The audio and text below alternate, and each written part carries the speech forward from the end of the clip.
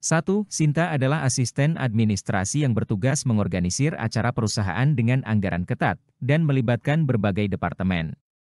Tiba-tiba, salah satu departemen utama mengalami perubahan jadwal yang tidak terduga, dan ini berdampak signifikan pada rencana acara.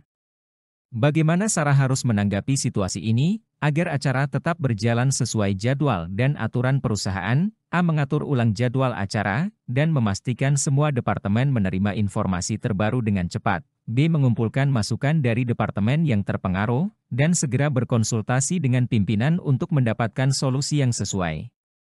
C. Memastikan bahwa teknologi manajemen proyek digunakan secara efektif untuk memantau perubahan dan menyesuaikan rencana acara. D. Menyusun rencana cadangan yang fleksibel dan mengkomunikasikannya kepada seluruh departemen terkait. E. Mengadakan pertemuan darurat dengan perwakilan dari setiap departemen untuk membahas langkah-langkah yang harus diambil.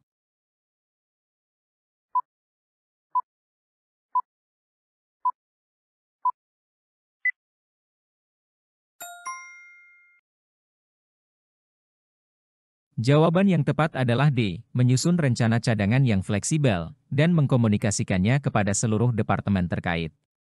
Memastikan acara tetap berjalan sesuai dengan jadwal dan aturan perusahaan dalam situasi yang tidak terduga, memerlukan kemampuan untuk beradaptasi dan mengambil keputusan cepat. Menyusun rencana cadangan yang fleksibel dan mengkomunikasikannya dengan seluruh departemen menunjukkan tingkat profesionalisme dan kemampuan manajemen krisis yang tinggi.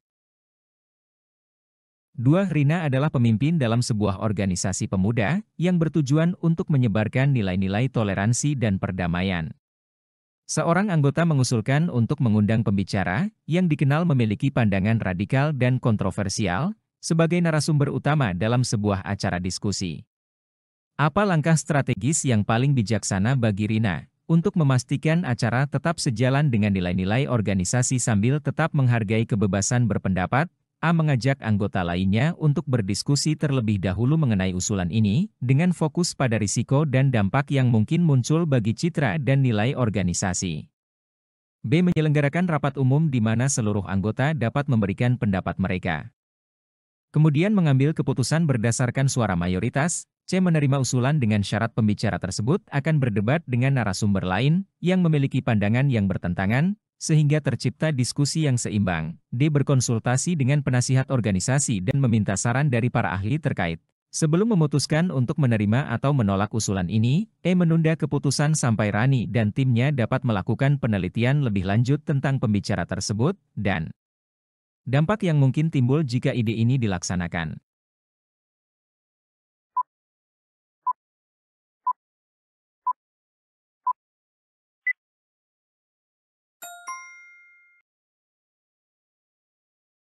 Jawaban yang tepat adalah A. Mengajak anggota lainnya untuk berdiskusi terlebih dahulu mengenai usulan ini, dengan fokus pada risiko dan dampak yang mungkin muncul bagi citra dan nilai organisasi. Dalam situasi yang memerlukan pertimbangan nilai-nilai organisasi dan dampak potensial, penting untuk berdiskusi dan mengevaluasi risiko yang mungkin muncul. Mengambil keputusan secara terburu-buru tanpa diskusi yang matang, bisa berisiko terhadap integritas dan tujuan organisasi. Mengajak diskusi juga mencerminkan sikap kepemimpinan yang inklusif dan berbasis pada prinsip anti-radikalisme. 3. Anda adalah administrator di sebuah lembaga pelatihan yang bertanggung jawab atas peningkatan keterampilan guru-guru baru. Saat melaksanakan pelatihan, Anda menyadari bahwa ada perbedaan yang signifikan dalam tingkat pemahaman dan keterampilan antar peserta. Apa langkah strategis yang paling efektif untuk memastikan semua guru baru mendapatkan manfaat maksimal dari pelatihan ini? A. Mengembangkan program mentoring yang dipersonalisasi, di mana guru-guru berpengalaman membantu guru baru berdasarkan kebutuhan individual mereka. B. Mengadakan sesi tambahan untuk guru-guru baru yang kesulitan memahami materi, didasarkan pada hasil evaluasi individu selama pelatihan berlangsung. C. Melakukan penyesuaian pada program pelatihan berdasarkan evaluasi kinerja berkala. Memastikan bahwa setiap sesi pelatihan sesuai dengan kebutuhan peserta. D. Mengadakan workshop interaktif yang memungkinkan guru-guru baru menerapkan teori dalam situasi praktis secara langsung. E. Menggunakan platform e-learning yang memungkinkan peserta mengakses materi pelatihan sesuai kebutuhan mereka kapan saja, sehingga dapat belajar dengan kecepatan mereka sendiri.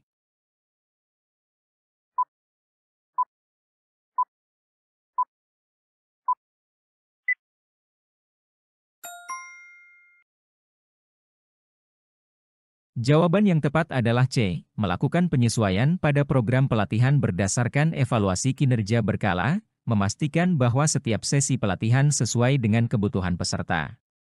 Untuk memastikan pelatihan efektif dan sesuai kebutuhan, sangat penting untuk melakukan evaluasi kinerja secara berkala dan menyesuaikan program pelatihan berdasarkan temuan tersebut. Ini memungkinkan Anda untuk mengenali kebutuhan spesifik peserta dan melakukan penyesuaian yang diperlukan untuk mencapai hasil optimal. Pendekatan ini juga menunjukkan fleksibilitas dan komitmen terhadap pembelajaran yang berpusat pada peserta.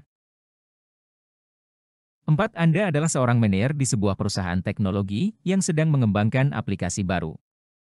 Tim Anda terdiri dari anggota yang memiliki latar belakang budaya yang beragam. Bagaimana Anda memastikan bahwa proses pengembangan aplikasi berjalan lancar dan seluruh anggota tim merasa dihargai? A. Mengadakan pertemuan rutin untuk mendiskusikan ide dan solusi dari setiap anggota tim. B. Mengalokasikan waktu khusus untuk mengedukasi anggota tim tentang keragaman budaya dan pentingnya inklusivitas. C. Memberikan tugas spesifik kepada setiap anggota berdasarkan keahlian dan latar belakang mereka. D. Menerapkan metode kerja yang fleksibel sehingga setiap anggota dapat bekerja sesuai dengan gaya mereka. Menggunakan platform komunikasi digital yang memungkinkan diskusi terbuka dan kolaborasi tanpa batas.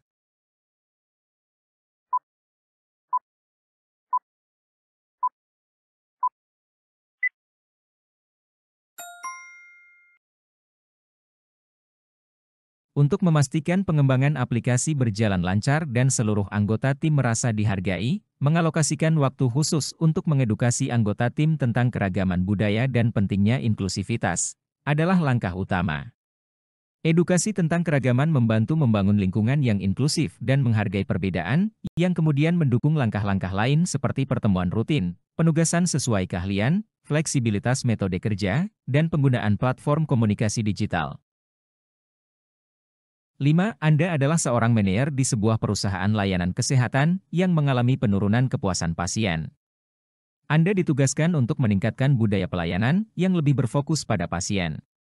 Dalam situasi ini, tindakan apa yang paling menantang namun paling penting untuk Anda ambil? A. Mengajukan strategi yang harus diimplementasikan oleh manajemen untuk mengubah mindset seluruh staf. B. Merancang rencana komunikasi internal yang jelas untuk menjelaskan urgensi dan manfaat dari perubahan budaya ini. C. Mengadakan pelatihan mendalam yang fokus pada peningkatan keterampilan komunikasi dan empati seluruh staf. D. Mengidentifikasi nilai-nilai yang penting bagi staf dan mencoba menyelaraskannya dengan budaya pelayanan yang baru. Menunjuk beberapa staf senior sebagai pemimpin perubahan yang akan menjadi contoh dan memotivasi lainnya dalam menerapkan budaya baru.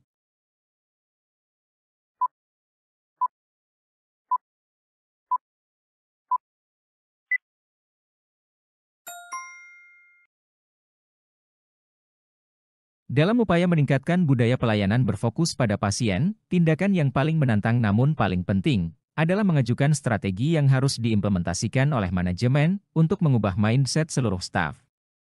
Langkah ini penting karena mengubah mindset seluruh staf merupakan langkah fundamental untuk memastikan bahwa setiap orang di organisasi memahami dan mendukung perubahan budaya pelayanan.